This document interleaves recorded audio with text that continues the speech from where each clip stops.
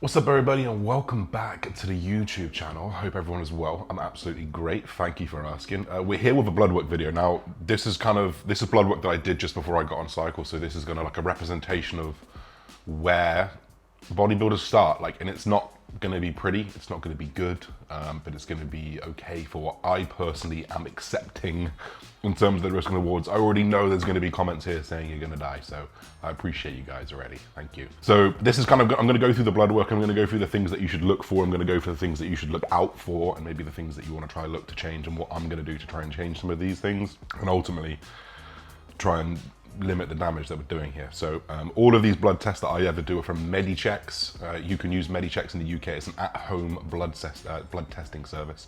I've worked with these guys for 3 or 4 years, even when I was natural. And you can use Josh Bridgman, just my name, as a discount code, get 20% off all of your orders, which is good because they're not cheap, but they are paramount to your longevity. I just want to say, I'm not a doctor, I am self-educated. This is completely my experience. This is nothing to do with what you should do. This is entirely just me documenting what I'm doing and the things that I recommend you not to do. So we're going to start up here. We've got red blood cells. Now, naturally, everyone who is on anabolic steroids has the potential to have high hemoglobin. Mine is 172, the highest on the limit is 170. That's absolutely fine and acceptable for me because I am on TRT. I would expect that to be slightly higher. Not only that, but I'm a high performing athlete. We say that, I train hard, so it makes sense for my hemoglobin to be a little bit higher. And we can expect that to go up a little bit as you start to increase anabolic dose. So there are things that you can look at to control that. There are supplements that you can bring to try and bring hemoglobin down, ultimately cardio, ultimately losing weight, but ultimately coming off the drugs or donating blood. I would say not donating, but bloodletting. I have a private bloodlet service that comes to my house sometimes and they take 600 milliliters of my blood, and it can help bring that back down. Everything else, obviously here, as you can see here, is all in the green. Everything is absolutely fine, nothing of concern, nothing that I need to address. MCH here is only slightly above the range, so that's not something that I'm gonna concern myself with until it gets a little bit too far. White blood cells, this is ultimately, if any of these start to rise, it's indication of maybe previous infection, previous illness in the body trying to get rid of it, or currently trying to get rid of it. Obviously, I was healthy at the time of taking this test, which is why they're all good. Clotting status, everything is all good there again, which is obviously very, very good. Then we go to kidney health. Now, this is something that has always been an issue for me. I've always had very, very skewed results. Notably because my creatinine ends up being very, very high because I train hard. So something that I would recommend to investigate this further, and probably more accurately, would be something like a cystatin C test. And I've had a cystatin C test as well. I haven't got it here, but everything was in the all clear. But you can see here my urea is high. Obviously, it's going to be high when I'm training very, very hard. I actually trained just before this. I actually trained just before this blood test, which is why some of these markers are going to be skewed, and they definitely would be more skewed because of that.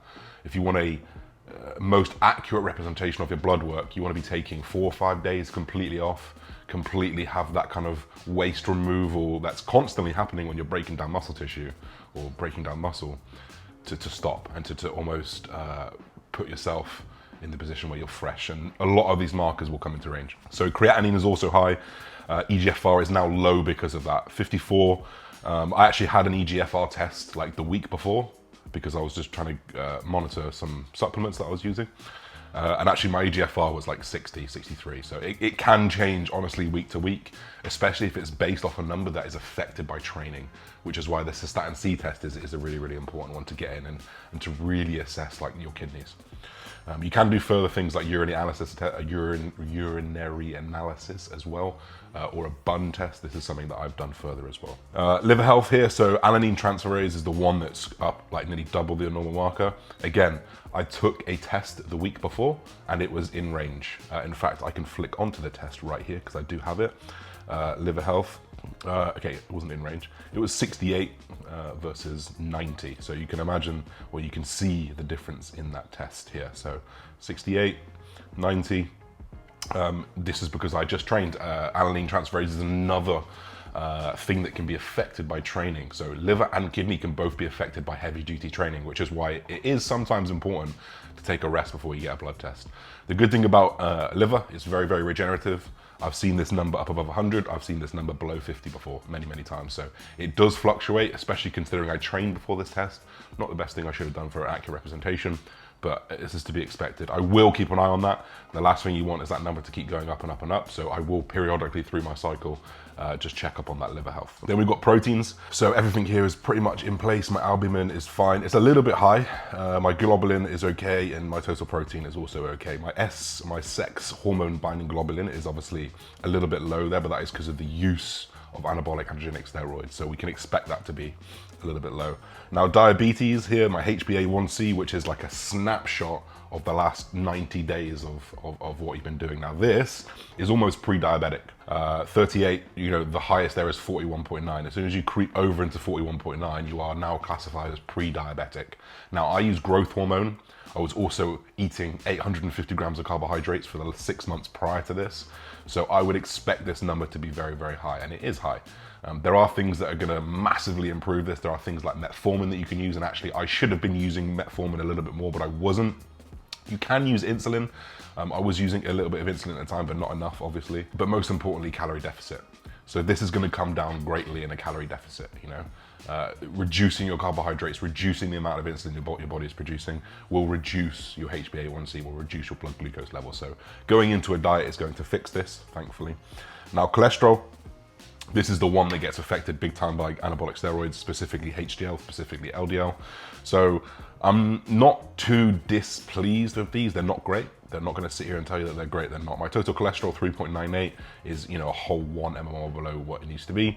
My LDL cholesterol now, I actually got this tested maybe 4 months into my blast, and my LDL was like sky high. It was like 3.5, and I realized I had to adjust my diet and really look to fix that, because that wasn't good. The ratio is kind of what's important here. High LDL, low HDL, that's not a good thing. You want to bring those numbers closer together. So LDL here 2.24. Again, it's still like into that like last third of being high, but this will also be affected massively during a diet. You know, you'll reduce your cholesterol intake, you'll reduce your overall calorie intake, you'll get fitter, you'll break up fatty acids within your body. This will come down. Then your non-HDL cholesterol is pretty high as well, but again, nothing too worrying. It's not over the limit, which is obviously where we start to worry about the issues. And then HDL cholesterol. So we know HDL is going to be massively affected by testosterone, even just testosterone, let alone the surplus of anabolics that I would have been on. And this is after being on a 10-week TRT as well. So, you know, you can imagine this was much lower. Fortunately, there's a little bit of research to say that HDL isn't massively indicative of heart disease. Obviously, it doesn't mean I want to go smash it into the ground, but there's less cause for concern when that number is low. Again, I also took this blood test with my HDL the week before, and it was 0.6, you know, so it already come up 0.10 over that week. So I know that if I'd spent a couple more weeks there, it would have come up, but for me, it didn't make a difference because I'm coming back down anyway. Then you've got your total cholesterol versus your HDL, and this is where the ratio is off. And this is obviously because total cholesterol is a little bit high, your HDL cholesterol is low, and it offsets that ratio. And this is the ratio that I want to do good, or do the best that I can. Do good, do the best that I can to bring this number down. Now, this is naturally going to happen as my LDL comes down massively when I prep. HDL is probably going to affect this number all the time. My HDL is probably going to be struggling to get back up unless I take 4 or 5 months completely off. That is a risk I'm accepting. Doesn't mean it's a sensible risk to take for you. It doesn't mean it's a risk that you should take. It's just the one that I'm taking, and I appreciate that my reward is a little bit bigger than just your average Joe. So I'm risking a little bit more in that case, but it doesn't make this smart, it doesn't make this clever. HDL, there are many things that I look to try and protect it with, omegas, bergamot, things like that. So I'm doing my utmost to try and protect that as much as possible. But we want that HDL, that total cholesterol to HDL level to change personally. Then we've got triglycerides, trigs. These are obviously very high from all the off-season eating, all the cheat meals. I actually had a cheat meal the day that I took this because it was actually my last day of my off-season. So, you know, there's reasons why that triglycerides are going to be very high. And another thing that I noticed that when I dieted last time is that my triglycerides almost hit rock bottom, because you get so lean, you remove all of those triglycerides from your body. And we expect the same to happen this time. So these aren't too shabby for me. You know, these are acceptable for me.